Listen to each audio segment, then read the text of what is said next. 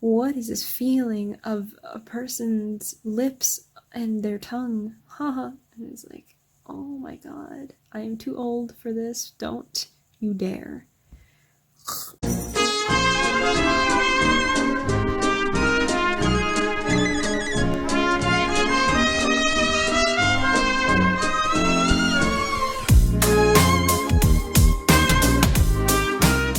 I uploaded my video for the It's Fall Y'all book haul. That's up there now. I am working on the closed captioning right now during my lunch break, and work is getting kind of intense because we have this really big deadline that we need to meet, but I am listening to the last couple hours of Nevermore, The Trials of Morrigan Crow. I'm really enjoying it, and I don't think it's going to be like a 5-star read, but I think it's at least 4 stars. It's also a little bit stressful because Morrigan she's a cursed child, so every time that she's around, bad stuff happens. And now she is trying to test into this school with all these different trials, but if she fails any of the trials, she has to go back home where, as a cursed child, she's going to be killed. So the stakes are quite high. I am worried for her. And also because there was this big reveal about something. So, yeah. And I have a little friend here who's very excited that I'm eating chicken. You good?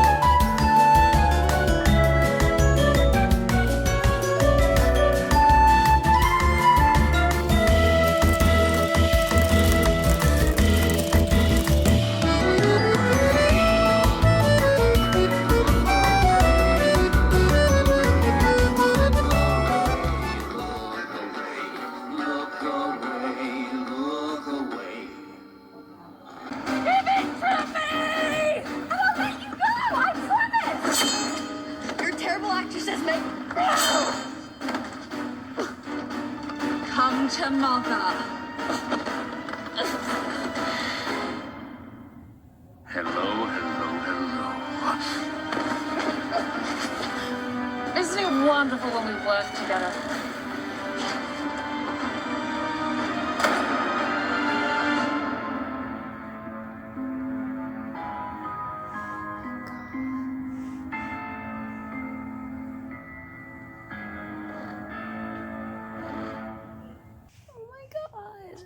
Ah, he said, raking the hair back from his eyes, and belched. Sorry, deer slayers. You all just felt like coming out here to study the vegetation? There was a rustle, and a slight, deprecating cough from the direction of the woods. Well, not exactly, said a cool voice. Bunny turned, startled. I did too, just in time to see Henry step out of the shadows. He came forward and regarded Bunny pleasantly. He was holding a garden trowel, and his hands were black with mud.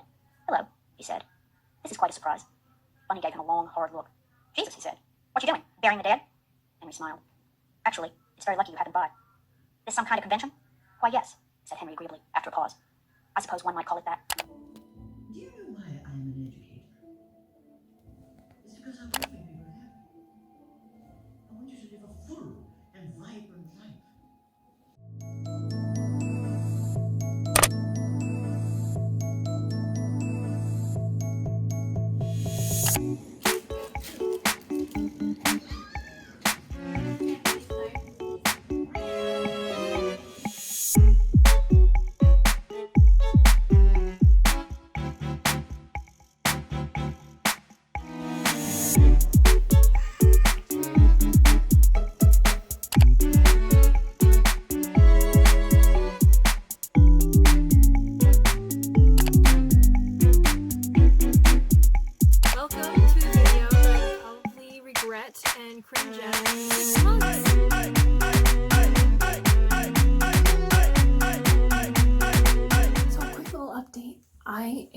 halfway through Noughts and Crosses. I started it today after finishing The Secret History. Noughts and Crosses takes place in a flipped society in which white people were enslaved once by black people, and black people are in a position of privilege.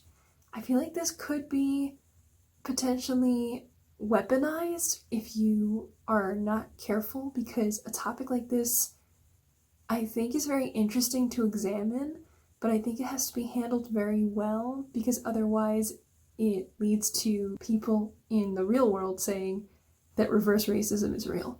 So I was a little hesitant going into this book. We have this relationship between two people. Of course, one is a knot and one is a cross. A lot of interesting parallels between the main knot and the main cross that we are following. I also am seeing their relationship become very tense and yet also affectionate, and it's confusing for them because they are dealing with a lot of this racial tension that is keeping them apart, because while their schools are not segregated and they continuously say that slavery ended for the knots over 50 years ago, obviously there are still some problems, and I wonder where they got that source material. I also have Exhalation that I'm going to start very soon. This is the buddy read I'm doing with Alicia from Alicia Reads, and I also have the Carnivorous Carnival. I am like halfway through chapter 6. I have the live show for The Secret History tomorrow. It's gonna be at 6:30. I might have D&D after the live show, and I need to level up my character. So maybe I'll take you along with me as I do that.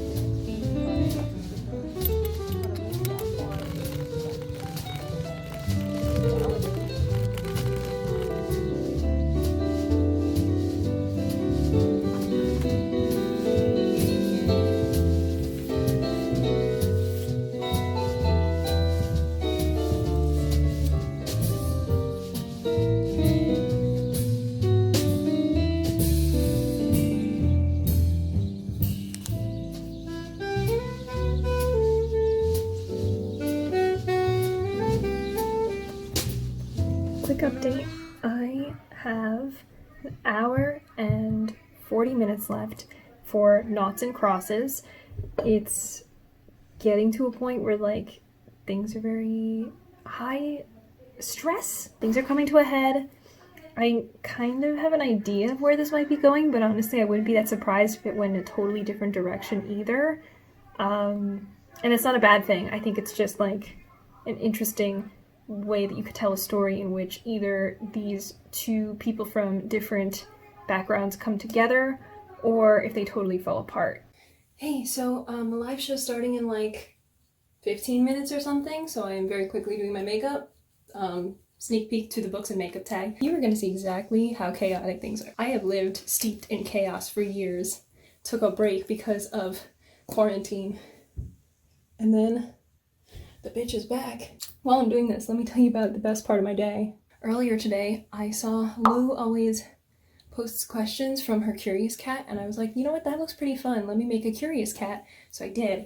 And I was like, you know what, I know it gives people the opportunity to send like creepy questions, but no one's gonna do that for like at least a while. And like the first barrage of questions were this guy asking if it was okay, if he was a virgin, what my sexuality was, how nice my feet were, and if I prefer back rubs or foot rubs. Loaded question, by the way. Also, if I would be his virtual girlfriend, if I had the guts to be his virtual girlfriend. And like, Ernest Cline, thank you so much, but like, actually, if I had to associate with somebody who is even remotely close to like the main character in Ready Player One, it's not gonna work out.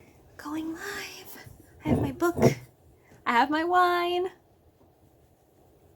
Okay, we just finished our live show. I always love, oh my god, we just finished our live show. I always love doing live shows. First of all, it's just fun. And if you're going live with somebody, then I think it's just a lot of good energy. Every time that we do these, I feel like I always glean a little bit more information than I got before I went in.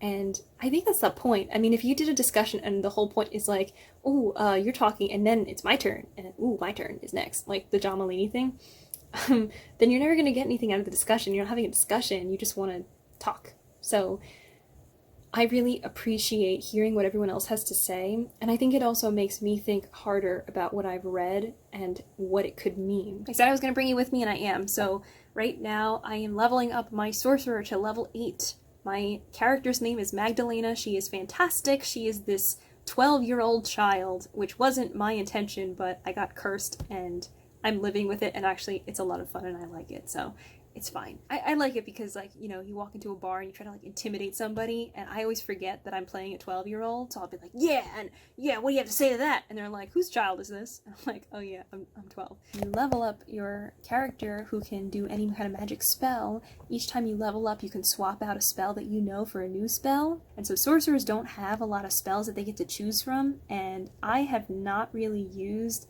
Magic Missile that much, so I think I might change it out for something like Confusion, or with, what's the other one, Slow, so that way you kind of like put people into slow motion. Confusion is cool because you get to roll a dice, and then depending on what it lands on, they do something, so it might make an enemy like just run in a different direction or start attacking people around them that are their allies, so that can also be useful. And I have my list of feats here, so I want to look at Lucky, Mage Slayer, Magic Initiate, and Sentinel. Magic Initiate lets me get some more spells from different classes, which could be really cool, because I am still a magic person, so maybe Magic Initiate. I finished playing D&D for the night. I kind of just took what I was saying before, where I was saying I'm going to take new spells, and I already rolled to get more hit points, so I could not show that to you. I did that last week, but I took the spells, so now I can use them. And I took the Magic Initiate feat, which lets me pick a different class and take some spells from there. So I picked Bard, and then I got some cool spells from there. We entered the city of Waterdeep. We're looking for somebody. He's basically a himbo. He's this like very beautiful man that isn't that bright, so he's a himbo. We're looking for him. I think he was kidnapped by some organization, so we're trying to sneak our way in and get him back. And I'm still drinking my rosé from the live show. I'm so tired. I'm writing my review for Noughts and Crosses. I finished it, and I feel like the more it went on, the less I liked it, because it was interesting, especially as we can see Callan and Sephi kind of go their separate ways in the world. And I think like right after they kind of figured out what they wanted to do separate from each other was when I stopped enjoying the book as much. Every single time they see each other, they will scream like, I hate you, you're horrible, I hate you so much, you never know how much I hate you. And then one of them will kiss the other one, and they start making out, and then one of them starts crying of like, I love you. And then they're like screaming at each other again about how much I hate you because you'll never understand. This is just not a good relationship if you're constantly screaming at each other and then making out and screaming and then making out. That's not healthy. So I just could not really get down with that whole Romeo and Juliet sort of thing. I don't like that enough to keep reading about these two people who are so desperately in love, but they can't be together, but only because of these, well, no, I mean, like, the society was like, you can't be together, and their families were like, don't be together. But at the same time, it was like, why do you guys even like each other? Like, you are not really that compatible, and you guys fight all the time. And then you just kiss each other, and you're like, what is this feeling of a person's lips and their tongue? Haha. And it's like, oh my god, I am too old for this. Don't you dare. I don't want to give it less than 3 stars because I actually do think right around the middle point, everything started picking up, and it was pretty strong as far as the story and the level of stress that everybody was under, and they didn't really know what was going to happen, and there was this like trial of the century. So I thought that was good. Everyone said Noughts and Crosses was really, really good. 5 stars, 4 stars, and I'm like, 3 stars is where it's at. And now I just don't really feel that inclined to keep continuing with the series. Having a more fleshed out background for the story to take place in would definitely helped me to enjoy it better and also have a greater impact on what was going on, because everything was very abstract in my mind. And I also wish it had like pushed the boundaries a little more. Whoever is in power is still going to have privilege and use it in such a way that they maintain power. I really wanted this to totally switch up the world and make it so you open a magazine and the only things that you see are things about Black people and all of the different fashion trends for Black people, and there isn't even a question. And I don't know, maybe they're like stealing white people's recipes for terrible dancing. It was just like a couple brief mentions here and there about how like sometimes you look at stuff and you never see any white people on it. I'm like, it's about time. Like, I just woke up and I finished reading the first story in Exhalation.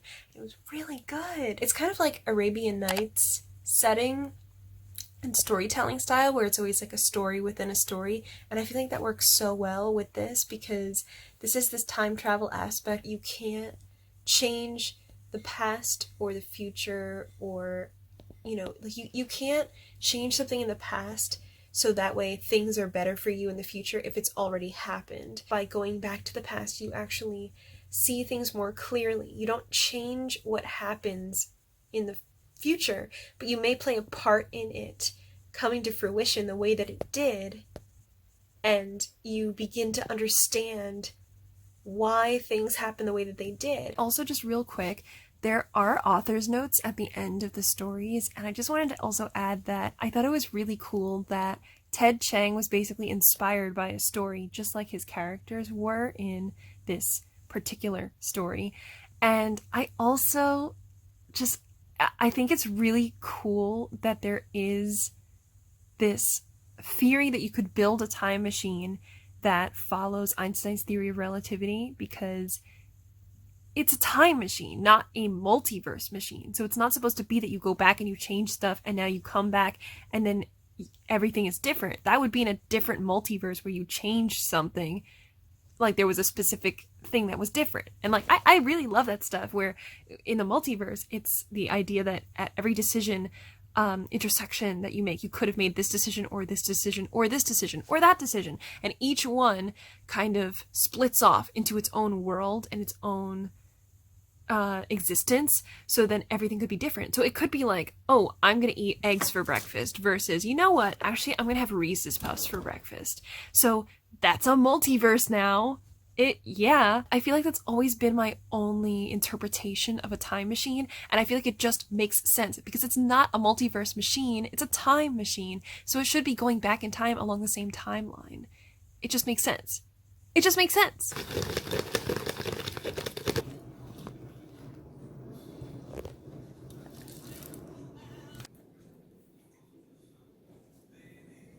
I won!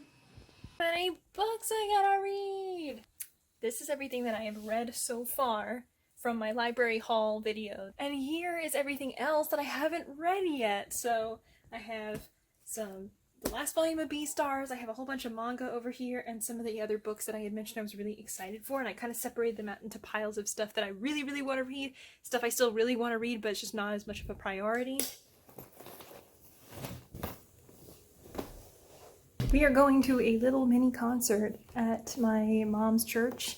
This guy who plays the piano is really good. He's good at playing like jazzy music, so I think they're doing a little concert thing. And we're bringing sandwiches, and it's gonna be a nice little way to get out of the house and be socially distant. We're gonna have our masks and just enjoy the music and kind of keep to ourselves.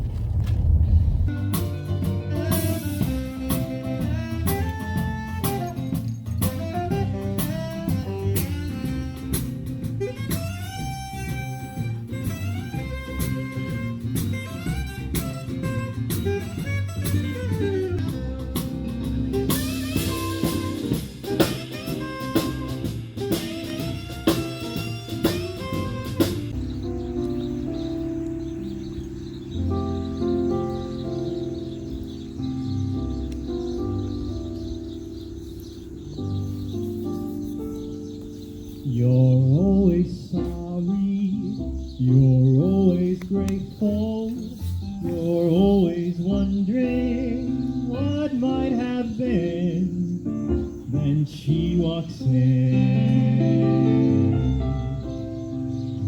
and still you're sorry, and still you're grateful, and still you wonder, and still you doubt. This is a pretty good description of my day. She goes out.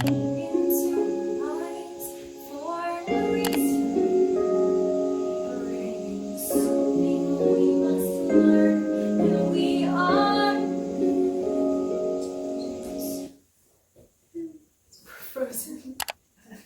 It's disconnected. What? Now it's connected. Now it's disconnected. Come on. I know. Exactly. You're doing great. Oh, Miss Glenda. Say dance for me. Oh, that's so kind. You know what would be even kinder? Life's more painless for the brainless. Why think too hard when it's so soothing? Time for bed, but no, it's not, because I can't just go to sleep when it's only a little bit past midnight. Oh, I've been reading the second story in Exhalation, and it literally takes the term mind blown to a whole other level. And the thing that I really enjoy about it is that a lot of the times when I read certain things, you know, somewhere in my mind I'm going like, yeah, but what about this? Or like, this is a plot hole. What about this? What about that? And I think that Ted Chiang nips those in the bud, because each time that I think like, well, what about whatever, then he's kind of like already wrapped that up and said like, well, of course there's also this. So I go like, oh, at least he thought of it. I really appreciate when authors take a lot of time and care with their stories, so it feels a lot like they, first of all, they know what they're doing, but second of all, like, especially with sci-fi, you need to be pretty knowledgeable about science in the first place, and I think that's why it is really difficult to write sci-fi, because you can't just write, there was a robot and they shot everybody and then he went back to the past and then he did this thing on a rocket. It can't be that. It has to have a lot more interesting components to it for me to personally think of it as a really great sci-fi. And Ted Chiang is doing that for me. It's great.